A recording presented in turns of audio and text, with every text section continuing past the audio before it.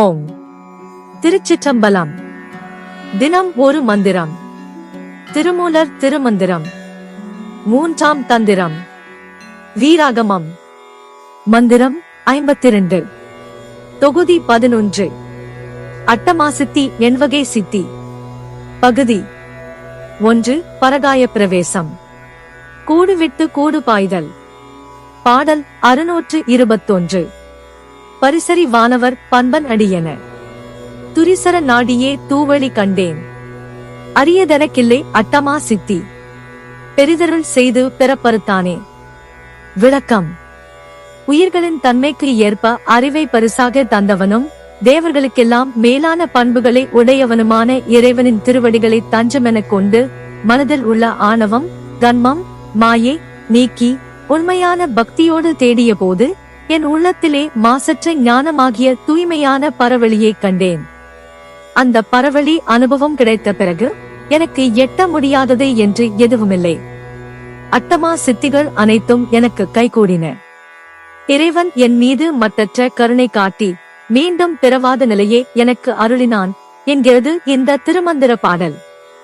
இங்கு திருமூலர் தூவழி எனும் சகசார தலத்தில் விளங்கும் ஒளியை குறிப்பிடுகிறார். இந்த நிலையை பெற மனம் தூய்மையின் முக்கியத்துவத்தை வலியுறுத்துகிறார். மனச்சம்மை அடைந்துவிட்டால் சித்துக்கள் தானாகவே கைகூடும். ஆனால் இவை இலக்கல்ல, பிறப்பறுப்பதே இறுதி இலக்கு. அதுவே பேரருள் என்பதை திருமூலரின் இப்பாடல் வலியுறுத்துகிறது. Explanation. This verse from the Thirumandiram states that by taking refuge at the feet of the Lord, who bestows wisdom according to the nature of souls and possesses virtues superior to even the gods, and by eliminating ego, karma, and illusion from the mind, and seeking with true devotion, the pure void of immaculate wisdom was revealed within the heart. After attaining this experience of the pure void, nothing is unattainable for me. All 8 great siddhis became mine. The Lord showed boundless compassion and granted me the state of liberation from the cycle of rebirth.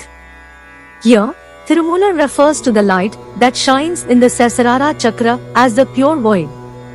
He emphasizes the importance of mental purity to attain this state. Once mental purity is achieved, the siddhis will naturally manifest. However, these are not the goal. Liberation from rebirth is the ultimate goal, as emphasized by Thirumoolar in this verse. யாம் பெற்ற இன்பம் பெருக இவ்வையகம். இணைந்திருங்கள், அனைவருக்கும் பகிர்ந்திருங்கள். Presented by Subha Srinivasan.